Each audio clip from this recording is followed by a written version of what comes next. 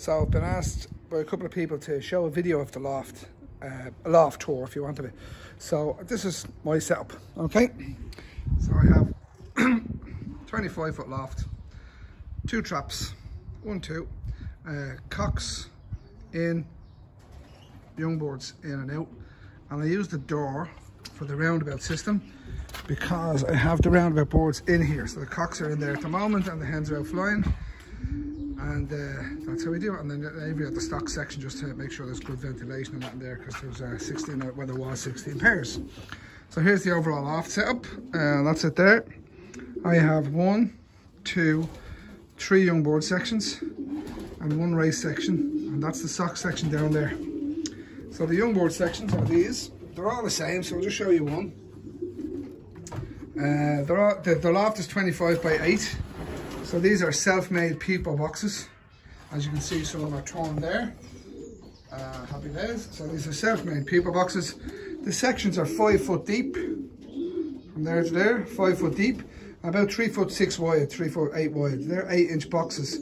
So 24 inches. Whatever that is. About 3 foot 6 or 3 foot 8 wide. And I have 3 of these. 1, 2, 3. At the moment, this one is being used for the roundabout system, because then the boards come in here and then when I open the door they go straight out, which is great. Have a corridor. I always like a corridor because the dowels allow you to observe the boards without having to go in and disturb them. These are a mix of old boards and young boards.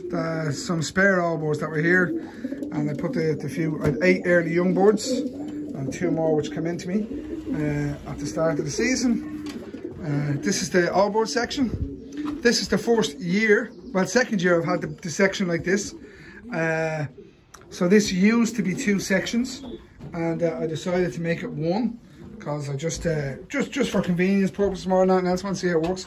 I've seen a lot of videos, a lot of lofts where they're long, narrow all board sections. So again, this would be 5 foot front to back, and these boxes are about, they're not exact, I think if I remember rightly. They're 335, those fronts, the widowhood fronts, they're 335. So they're about 360, 380 wide, but they're 500 deep. So 380 wide and 500 deep for the race boxes. And they're for racing, like, so the boards aren't getting locked in, so there's no real issue with it. And then I have the stock section down here. And the stock section is 8 foot front to back as well, obviously. And it's 6 foot wide.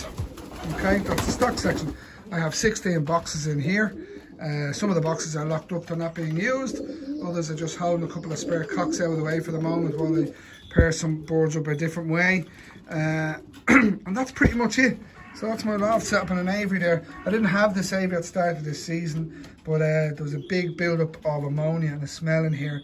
So I put the aviary back on just to make sure that there was air going in there. So that's pretty much it, lads. That's the system. The only added addition here is this door.